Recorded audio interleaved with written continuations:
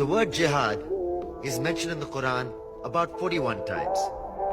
The words mercy, peace, and compassion are mentioned about 355 times. Yes, come in. Come on in, Riaz. Sit down, please. Contrary to popular belief in most Western cultures, Islam is a religion that preaches peace and tolerance. Yes, Fish.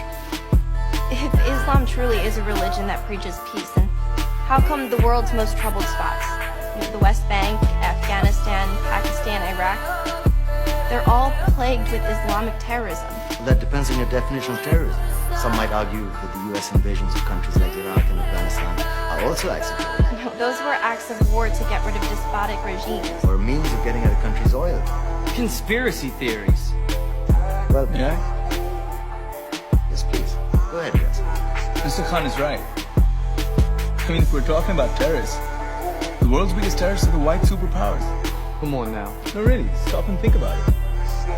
Explain 9/11. Okay. Do you know how many people died in the Twin Towers strike? Around 3,000. And do you have any idea how many people died in the bombing of Afghanistan? Take a wild guess. More than 15,000 people died. And that's just conservative figures. About 50,000 tons of explosives were dropped on innocent civilians.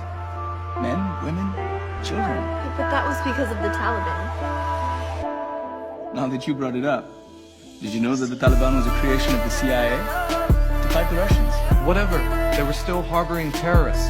Yeah, right. Terrorists that were never found. Just like the weapons of mass destruction that were never found in Iraq. Do you want to get into the death toll in Iraq? 500,000 civilians and counting. And what do Britain and America say when they don't find these weapons? It's simple. They just say sorry. And still refuse to relinquish control of these countries. What are you trying to say? What I'm trying to say is that just because you're American, wear a fancy suit, and call yourself the president, doesn't make you any less of a terrorist.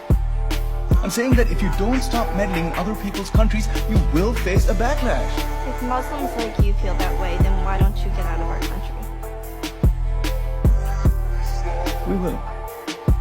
As soon as you promise to leave ours.